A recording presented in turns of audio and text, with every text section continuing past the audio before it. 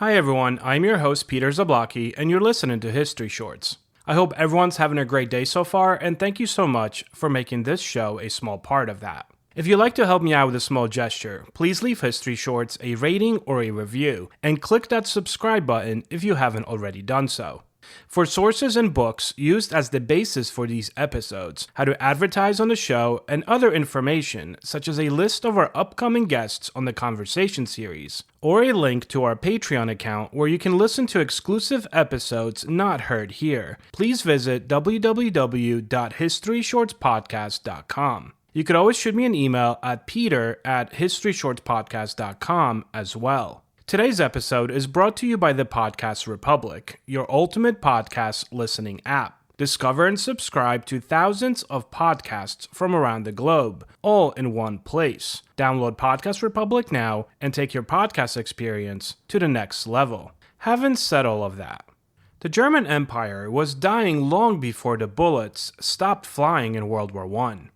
By the fall of 1918, the once proud Reich, forged in the fires of Prussian conquest and the ambitions of Otto von Bismarck, was a brittle husk, followed by 4 years of trench warfare, starvation, strikes, and slaughter. But few expected its end to come so suddenly, or at the hands of sailors, workers, and restless socialists. In the final weeks of World War I, a mutiny in a naval harbor spiraled into a full-scale revolution. The Kaiser would flee, the monarchy would collapse, and a new republic would be born, amid chaos, idealism, and blood in the streets. Here is the rest of that story. Yesterday, December 7th, 1941, it's one small step for man, one giant leap for mankind. Mr. Gorbachev, tear down this wall. The spark came not from Berlin, or Munich for that matter, but from the grey waters of the North Sea. In the late October of 1918, with German defeat in World War I all but certain, the German Naval Command issued a desperate order. The High Seas Fleet was to sail for one final battle against the British Royal Navy, a suicidal gesture meant to salvage honor in defeat. But the sailors, exhausted and demoralized, had no interest in dying for a cause already lost. On October 29th, sailors in Wilhelmshaven began to disobey orders. When their leaders tried to restore discipline, the revolt spread. By November 3rd, in the harbor of Kiel, sailors raised the red flag of revolution and seized control of the port. The officers were arrested or shot. Workers from the town joined them quickly, forming councils, inspired by the Russian Soviets. The German Revolution had begun. Word spread fast. The mutiny triggered a chain reaction across the crumbling empire. In Hamburg, Bremen, and Cologne, workers struck and soldiers mutinied. Red flags flew over barracks and town halls. Crowds demanded peace, bread, and a new government. There was no single revolutionary leader, no central committee directing the action, just a groundswell of fury and desperation boiling from below. Within a week, nearly every major city in Germany had seen the formation of revolutionary councils. The entire social and military order was unraveling before the eyes of the elite. In Berlin, panic reigned. Kaiser Wilhelm II, isolated in his army headquarters in Belgium, was still fantasizing about crushing the revolution with military force. But the generals, including Erich Ludendorff's successor Wilhelm Groener, knew the truth. The army was finished. Soldiers were deserting in droves. Units that once cheered the Kaiser now muttered slogans about socialism and war profiteers. On November 9th, 1918, the inevitable happened. Under mounting pressure, Chancellor Prince Max of Baden preemptively announced the abdication of the Kaiser, hoping to forestall a radical takeover. But events moved faster than politics. That same day, 2 rival proclamations were made in Berlin from 2 different balconies, just hours apart. From one, Philipp Scheidemann of the center-left Social Democratic Party, or the SPD, declared the German Republic to a cheering crowd. "The old and rotten, the monarchy has collapsed," he shouted. "Long live the new, long live the German Republic."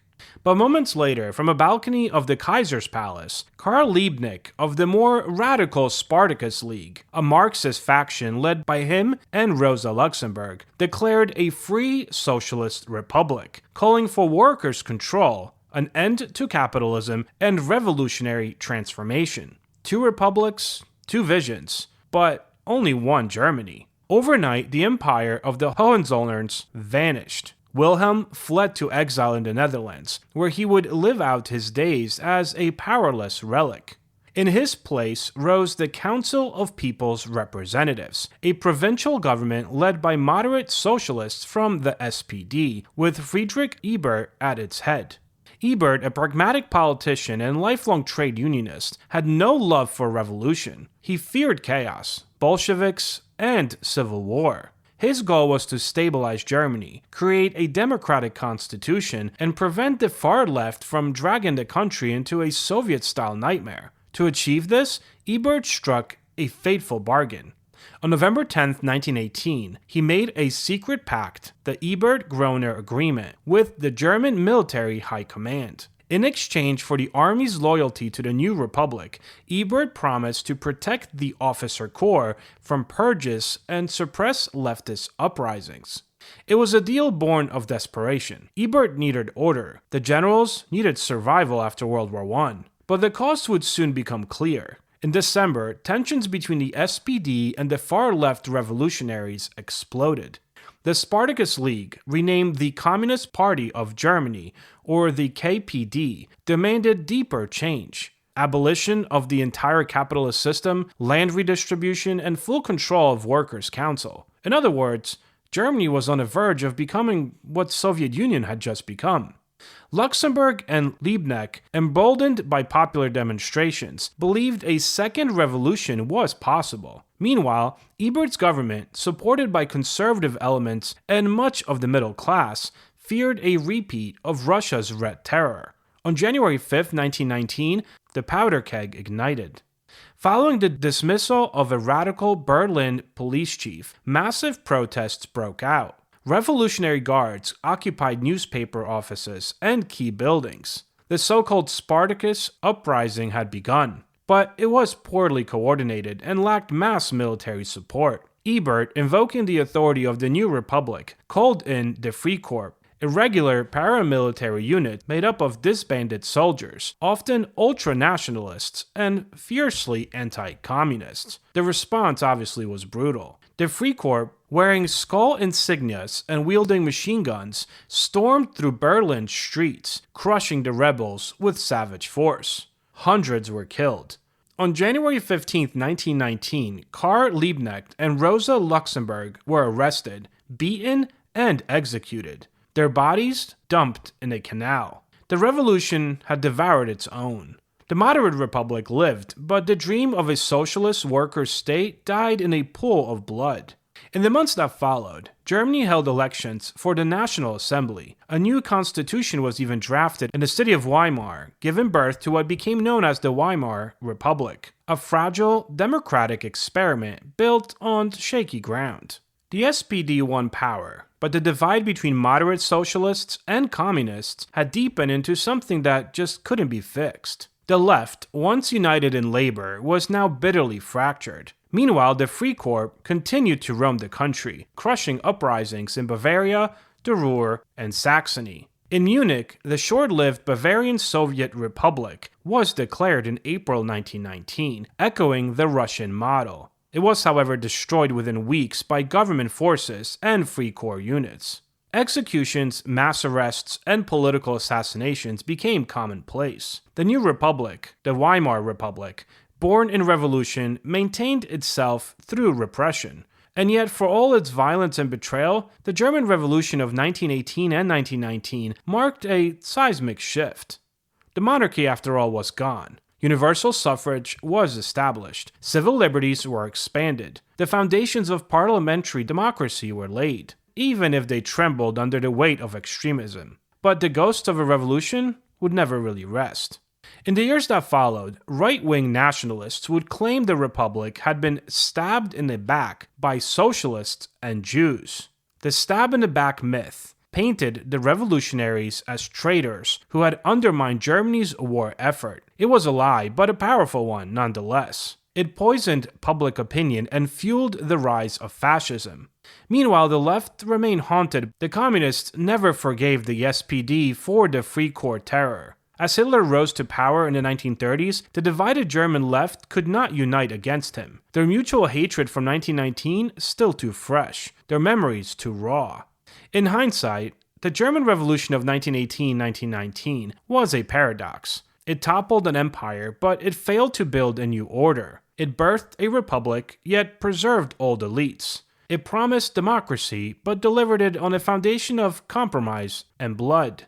It was not a clean break, like in France or Russia, but a half measure. A revolution with the brakes on, you might say. And yet, in its tumultuous months, Germany glimpsed what might have been a socialist democracy, or perhaps a worker state, or even a chaotic civil war, for that matter. It chose a middle path, and history would judge that path as both courageous and doomed. It is kind of crazy thinking about it, though. You know, we always study the Russian Revolution, but if things went just slightly differently, we would be studying the German Revolution as well, and Germany might have become a communist country. I mean, it did for like a hot minute. And if that's the case, would there ever be Hitler? Or would Hitler come even earlier? Well, just some thoughts. The revolution is very rarely remembered today, definitely overshadowed by World War I and the horrors that followed, but it does occupy a strange place in memory, both pivotal and forgotten.